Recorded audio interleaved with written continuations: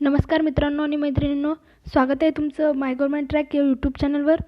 आणि आज आपण DC मोटारचा नेक्स्ट प्रॅक्टिस सेट बघणार आहोत. काही क्वेश्चन डिस्कस करणार आहोत, त्याचे आन्सर्स तुम्हाला कमेंट करायचे किंवा नोट डाऊन करायचे आणि व्हिडिओच्या एंडला आपण त्याचे आन्सर्स चेक करणार आहे आणि तुम्ही तुमचे मार्क्स किती आले ते बघू शकता.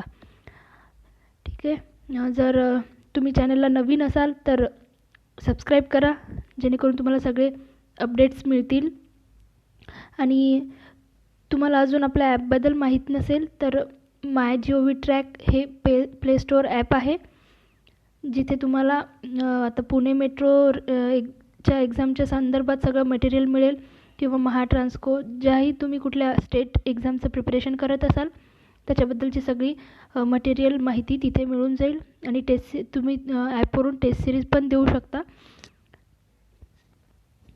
ठीक आहे. तर आणि मेकॅनिकल इलेक्ट्रिकल स्टुडंटसाठी टेलिग्राम चॅनल्स पण आहेत. तुम्ही तुमच्या रिस्पेक्टिव्ह ब्रांचचे चॅनल जॉईन करा, लिंक डिस्क्रिप्शन बॉक्समध्ये दिलेली आहे. विदाउट वेस्टिंग टाईम आपण स्टार्ट करूया. पहिला प्रश्न, if the speed of a DC shunt motor is increased the back EMF of the motor will. जर स्पीड वाढवली तर बॅक EMF काय होईल असं विचारलं. इन्क्रीज होईल, डिक्रीज होईल, सेम राहील का बिकम 0. तर याचा आन्सर तुम्ही नोट डाऊन करा किंवा कमेंट करा. शेवटी आपण चेक करूया. दुसरा, torque developed by a DC motor depends upon. DC motor जो टॉर्क डेव्हलप होते तो कशावर डिपेंडंट असतो. Option A, magnetic field, B, active length of the conductor, C, current flow through the conductors आणि D, all above factors. So ह्याच्यापैकी एक correct answer आहे, ते तुम्ही चूज करून ठेवा. शेवटी बघूया याचं करेक्ट आन्सर काय आहे. Next question third, DC generators are installed near the load centers to reduce. DC generators आपण लोड सेंटरच्या जवळ इन्स्टॉल करतो, तर काय रिड्यूस करण्यासाठी. Option A, iron loss, option B, line losses, C, sparking, D, corona losses. तर या चारीपैकी कुठलं लॉसेस किंवा स्पार्किंग काय कमी करण्यासाठी आपण DC जनरेटर हे लोड सेंटरच्या जवळ इन्स्टॉल करतो. पुढचा प्रश्न, question number 4, where DC motor of HP 12 or more requires frequent starting, stopping, reversing and speed control. तर option A, drum type controller is used, option B, 3-point starter is used, option C, 4-point starter is used आणि D, all above can be used.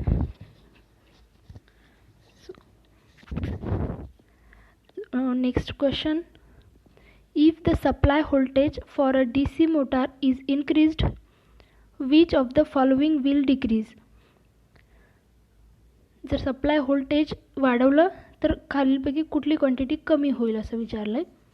तर option A, starting torque, B, operating speed, C, full load current आणि D, all of the above.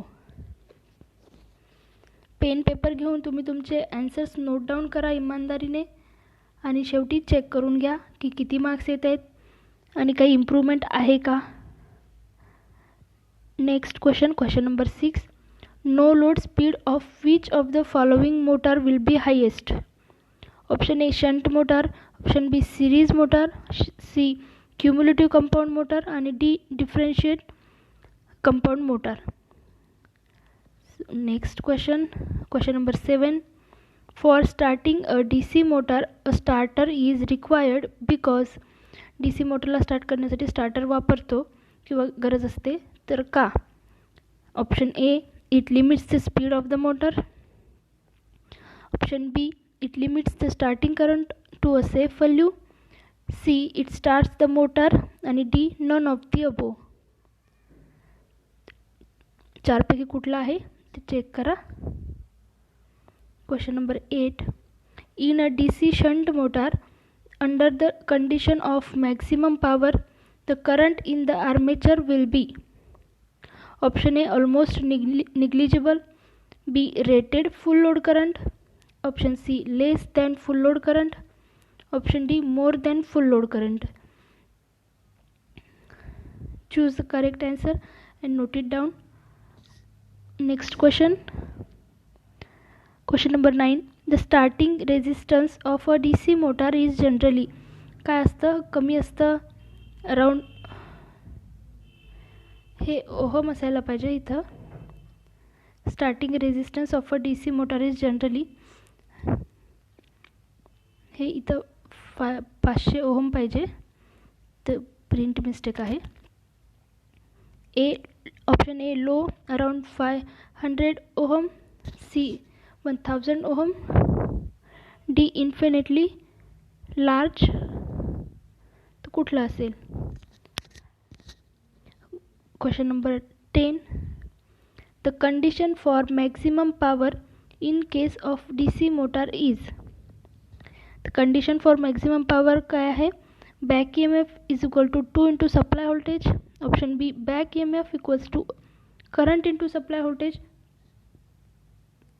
C supply voltage equals to I म्हणजे current into back EMF, आणि D supply voltage equals to back EMF. तर कुठलं correct आहे? हे झाले 10 प्रश्न. आपण आता ह्या सगळ्यांचे ॲन्सर्स चेक करून घेऊया.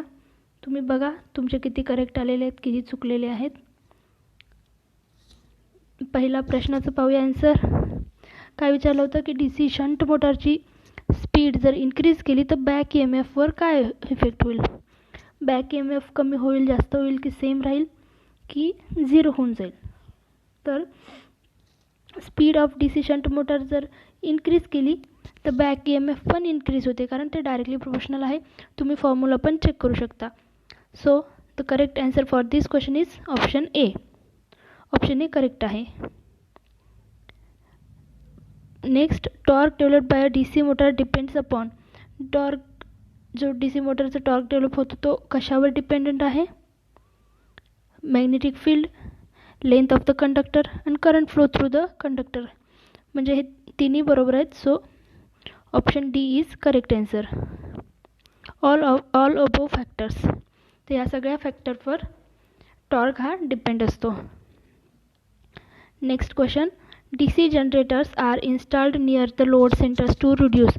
लोड सेंटरच्या जवळ का आपण इन्स्टॉल करतो? तर आयर्न लॉस रिड्यूस करण्यासाठी, की लाईन लॉसेस, स्पार्किंग, की कोरोना लॉस? तर लाईन लॉसेस रिड्यूस करण्यासाठी आपण लोड सेंटरच्या जवळच एकदम DC जनरेटर इन्स्टॉल करतो, म्हणजे लाईन लॉसेस हे जास्त होणार नाहीत. Next question.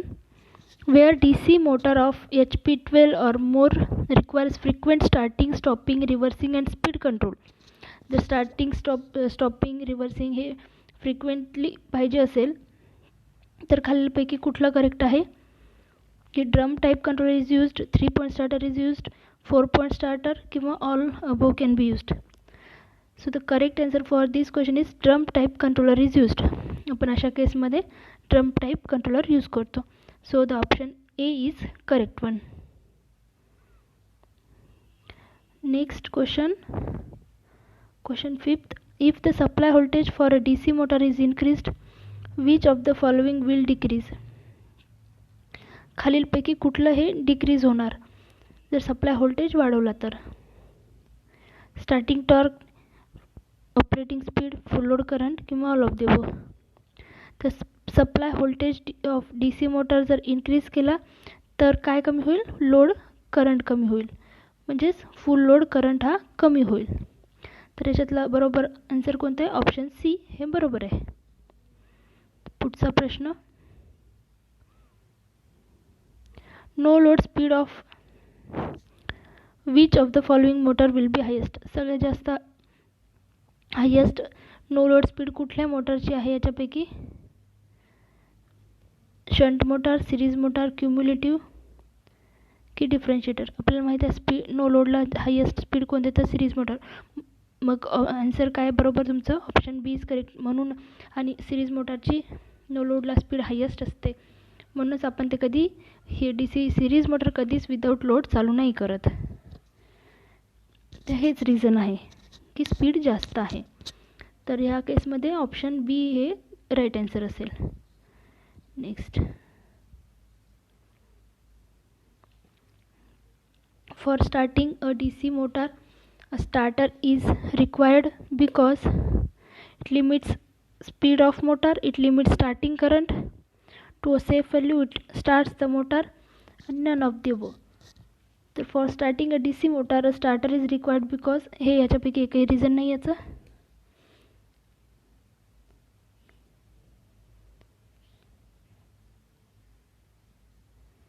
सॉरी, हा क्वेश्चन आपण परत बघूया.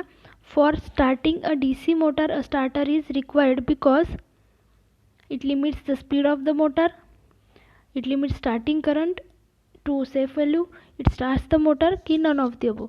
तर याचा आपण स्टार्टर का यूज करतो की करंट एक सेफर व्हॅल्यूला लिमिट व्हावं, त्याच्यापेक्षा जास्त हाय करंट जाऊ नये म्हणून. So the correct answer is option B, it limits the starting current to a safe value. Next question, in a DC shunt motor, under the condition of maximum power, current in the armature will be. Maximum पॉवरच्या कंडिशनमध्ये current काय असेल आर्मेचरमधला हे विचारले. तर काय options, almost negligible, rated full load current, less than full load current की more than full load current. तर करेक्ट आन्सर आहे more than full load current. So in a DC shunt motor, under the condition of maximum power, the current in the armature will be more than full load current. Option D is right answer. The starting resistance, next question, question number 9, the starting resistance of a DC motor is generally काय असतं, low, around 500 ohm, 1000 किंवा infinitely large. तर starting resistance काय असतं DC मोटरचं, तर low असतं. So option A is right answer. Next question number 10 आणि हा लास्ट क्वेश्चन आहे. The condition for maximum power in case of DC motor is. Condition विचारली कुठली आहे, power EMF equals to 2 into supply voltage, back EMF equals to 2 into supply voltage. Option B, back EMF equals to I into supply voltage. Option C, supply voltage equals to I into back EMF. D, supply voltage equals to back EMF. तर correct answer काय आहे, कुठली आहे condition, तर back EMF equal to current into supply voltage, हे correct answer आहे. The condition for maximum power in case of DC मोटरसाठीचं. तर ऑप्शन बी हे राईट आन्सर आहे या प्रश्नासाठी. तर हे होते DC मोटरचे next 10 questions for your practice. आणि तुम्ही तुमचे आन्सर्स चेक करा, आज किती मार्क्स येत आहेत. कमेंट पण करू शकता, तुम्ही तुमचे मार्क्स शेअर करू शकता. आणि व्हिडिओ आवडला असेल तर लाईक करा आणि सबस्क्राईब करा चॅनलला. Thank you so much for watching this video. Thank you.